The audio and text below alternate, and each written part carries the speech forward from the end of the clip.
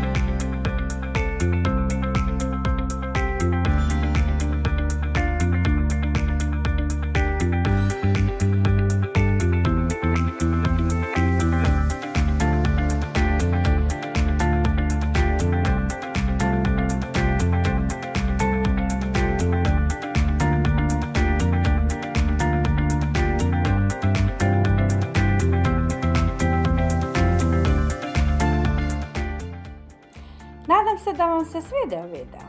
Napišite mi šta mislite u komentarima i zapratite me za još lepih ideja. Ćao, vidimo se!